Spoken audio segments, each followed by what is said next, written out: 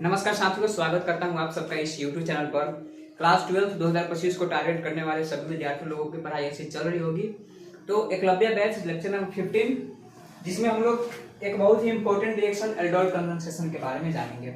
Aldol condensation और कैनी ज़ायरो दोनों साथ में बताया जाता है। तो इस वीडियो में मैं आपको एल्डोल कंडेंसेशन के बारे में बताऊंगा। इसके ठीक पहले वाला वीडियो पर्किन कंडेंसेशन था, पर्किन रिएक्शन था। तो पर्किन रिएक्शन को अगर आप नहीं देखें तो उसका लिंक डिस्क्रिप्शन बॉक्स में दे दिया गया, जाइए वहां से देखिए। और इस वीडियो में बिहार बोर्ड में एल्डोल कंडेंसेशन को कैसे लिखा जाता है, क्योंकि एल्डोल कंडेंसेशन में हमें केवल उसका डिफिनेशन और एक रिएक्शन लिख करके दिखाना होता है। इसमें एल्डोल कंडेंसेशन के टाइप्स के बारे में नहीं बताना होता है। तो मैं इसमें टाइप्स के बारे में चर्चा नहीं करूंगा और ना ही इसके मैकेनिज्म के बारे में बताना होता है। बस इसमें हम लोग एल्डोल कंडेंसेशन के रिएक्शन जो होता है उसको हम लोग लिख करके छोड़ देते हैं। देखिए, एल्डोल कंडेंसेशन में क्या होगा, इसमें सबसे पहले हम देखेंगे कि रिएक्टेंट कौन सा होता है।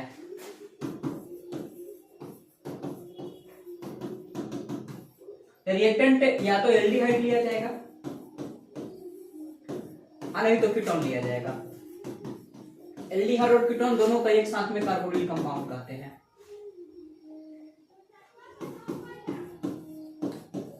कार्बोनिल कंपाउंड, और इसमें वैसा कार्बोनिल कंपाउंड आपको लेना है, यानी कि इसमें ऐसा एल्डिहाइड या कीटोन लेना है जिसके पास अल्फा हाइड्रोजन होता हो, जिसके पास अल्फा हाइड्रोजन हो। यानी कहने का मतलब हुआ कि जिस कार्बोनिल कंपाउंड के पास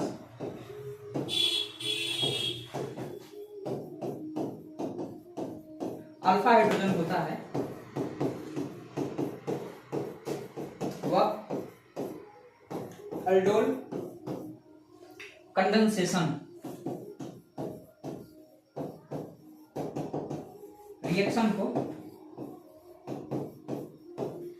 प्रदर्शित करता है।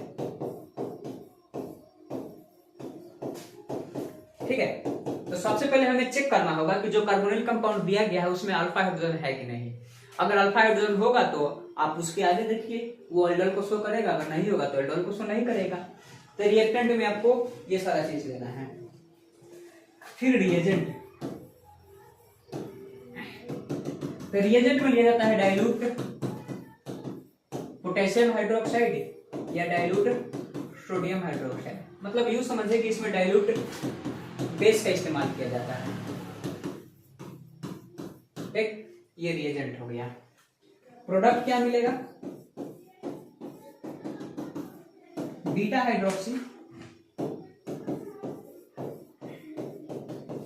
एल्डिहाइड या कीटोन, या इसी को आप जब फर्दर हाइड्रोलाइसिस कराइएगा वो रिएक्शन में आपको मिलेगा।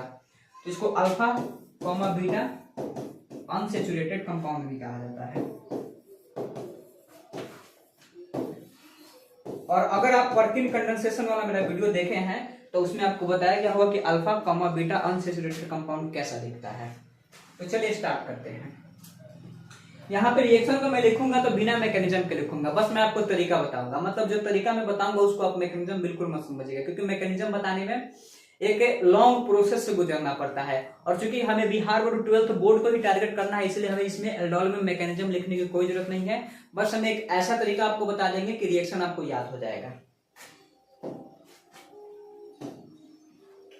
देखिए इसमें क्या होगा।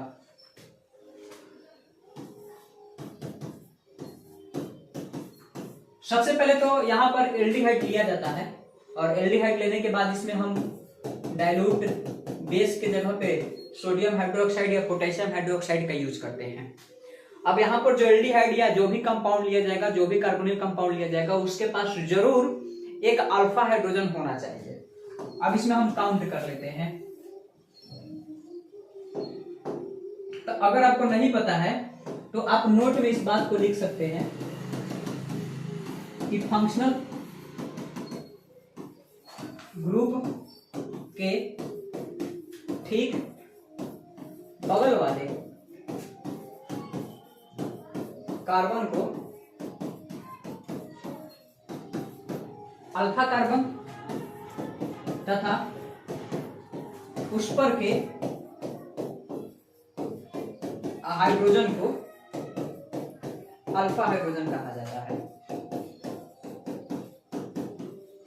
तो अभी हमारे पास एक कार्बोनिल कंपाउंड लिया गया है CH3CHO। तो CH3CHO का पहले स्ट्रक्चर बना करके देखेंगे।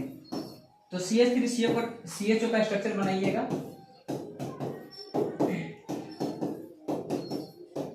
ऐसा बनेगा। अब चूंकि इसको एल्डिहाइड ग्रुप कहा जाता है, ठीक है। अब एल्डिहाइड ग्रुप कहा जाता है और एल्डिहाइड ग्रुप जो कि फंक्शनल ग्रुप की तरह काम कर रहा है, इसके ठीक बगल वाले कार्बन को अल्फा कार्बन कहा जाएगा। ये हो गया अल्फा कार्बन। और इस अल्फा कार्बन के ऊपर जितना हाइड्रोजन होता है उसे अल्फा हाइड्रोजन कहते हैं। तो इस अल्फा कार्बन के पास अल्फा हाइड्रोजन कितना है? 3, यानी कि यह एल्डोल शो करेगा, ठीक है। ये जो रिएक्शन है ये एल्डोल कंडेंसेशन को प्रदर्शित करेगा।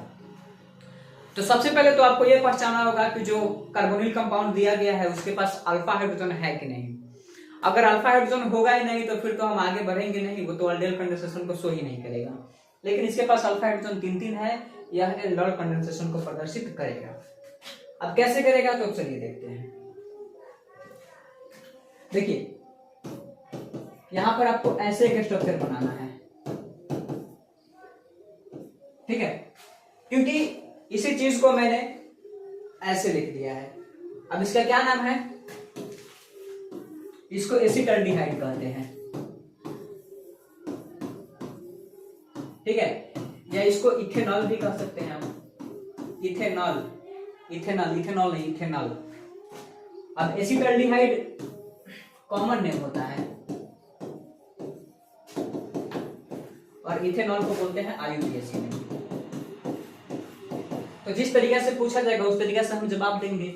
अगर केवल यही पूछा जाएगा कि CH3CHO को क्या कहते हैं तो ऑप्शन के हिसाब से देख लीजिएगा, उसको एसिटाल्डिहाइड ऑप्शन में दिया गया है कि इथेनॉल दिया गया है। तो यहां से आपको एक मॉलिक्यूल को ऐसे रखना है प्लस। अब जो हमारा दूसरा मॉलिक्यूल होगा उसको हम ऐसे रखेंगे।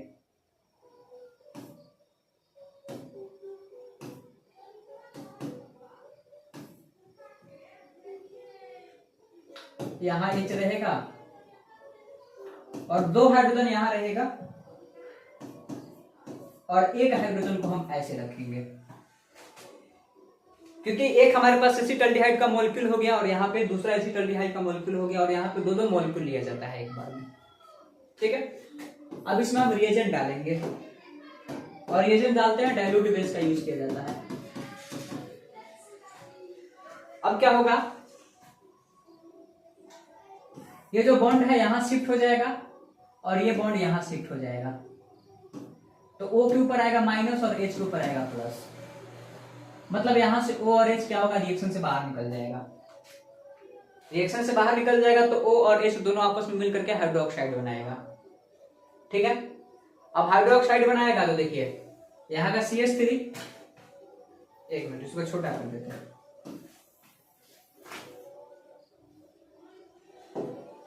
यहाँ का CH3 है, उसके बाद C और इसके ऊपर रहेगा एक H, ठीक है। और ये वाला बॉन्ड खाली हो चुका है। जब ये वाला बॉन्ड खाली होता है तो यहाँ पे जितना भी सारा चीज है सब आकर के इस कार्बन के साथ ऐड हो जाएगा। CH2 C H double bond O, और यहां से O निकला है और यहां से जो H निकला है वो सिंगल बॉन्ड के फॉर्म में यहाँ पे आ जाएगा, ठीक है।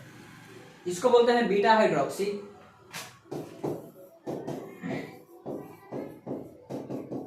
कीटोन। अब फिर आप सोचिएगा कि इसको बीटा हाइड्रोक्सी कीटोन क्यों कहा गया। तो अगर आप इसको अल्फा कार्बन कहिएगा तो इसको बीटा कार्बन कहना पड़ेगा। सॉरी ये रहा आपका फंक्शनल ग्रुप, और फंक्शनल ग्रुप के ठीक बगल वाले कार्बन को अल्फा कार्बन कहा जाता है।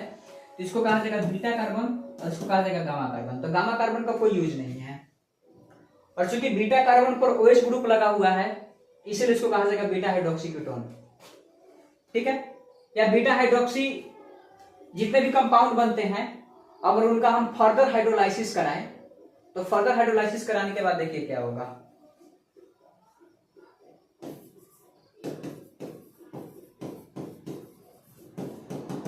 तो हाइड्रोलाइसिस कराने का मतलब होता है H2O रिमूव कराना, वाटर को निकाल देना। तो जैसे ही हम इसका हाइड्रोलाइसिस कराएंगे तो होगा क्या कि यहां का OH, इस कार्बन का OH और यहां से H बाहर निकल जाएगा। मतलब कि ये जो 3 लिखा हुआ है, इस 3 को हम ऐसे ना लिख करके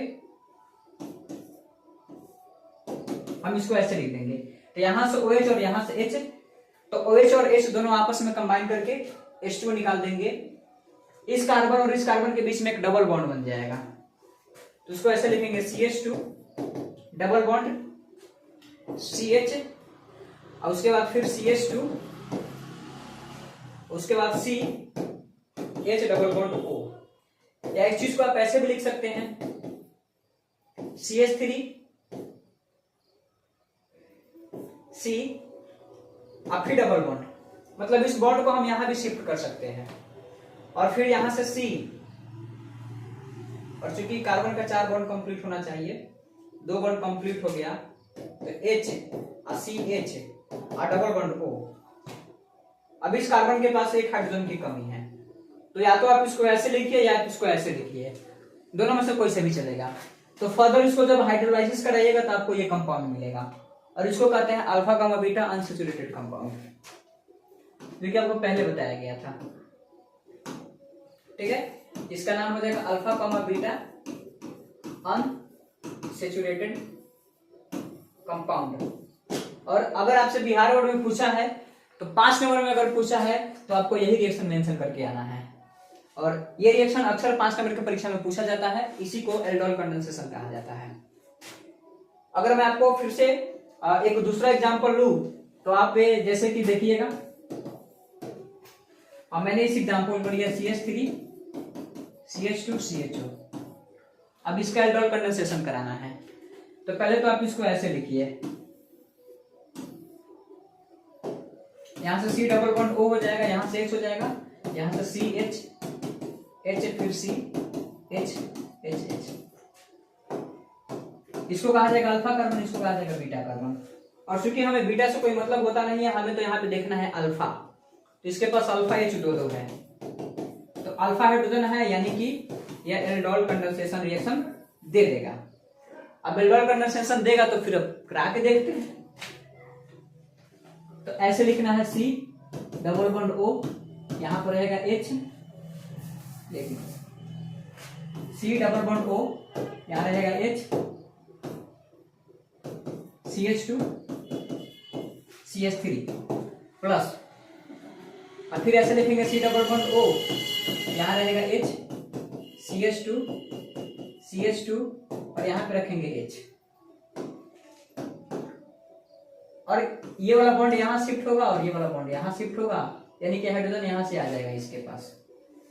क्योंकि यहाँ पे हाइड्रोजन जो होता है इलेक्ट्रोफाइल की तरह बिहेव करेगा, और यहाँ पर जो ऑक्सीजन है न्यूक्लियोफाइल की तरह बिहेव करेगा। ये तुरंत इस पर अटैक करेगा तो हाइड्रोजन यहां से निकल जाएगा, हाइड्रोजन निकल करके इस ऑक्सीजन के पास चला जाएगा।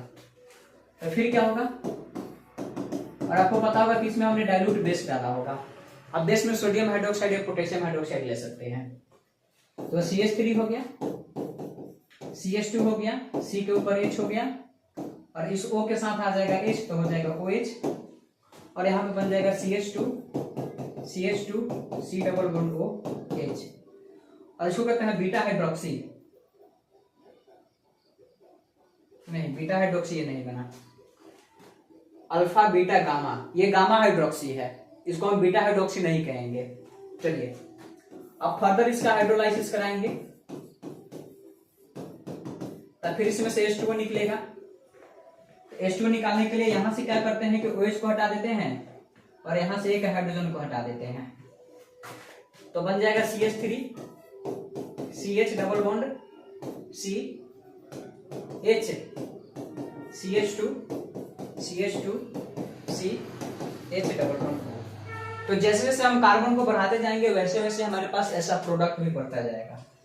लेकिन पूरा का पूरा आप एकदम 100% श्योर हो जाइए कि अगर आपसे बिहार बोर्ड पूछेगा तो आपको इसी रिएक्शन को लिख करके आना है, क्योंकि ये रिएक्शन इंपॉर्टेंट है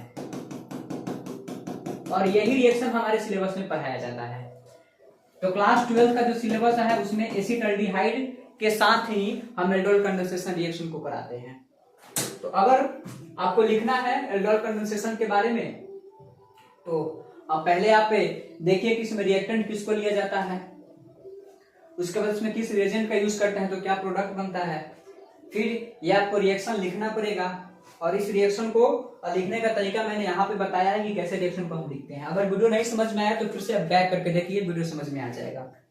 और एक और एग्जाम्पल लिया गया है, ये वाला एग्जाम्पल। इस एग्जाम्पल को अगर आप नहीं भी लिखिएगा तो कोई दिक्कत नहीं है, लेकिन इसके पहले वाले एग्जाम्पल आपको लिखना पड़ेगा। तो होप्स आपको समझ में आया होगा ये वीडियो। मिलते हैं नेक्स्ट वीडियो में किसी और टॉपिक के साथ। पढ़ाई करते रहिए। All the best.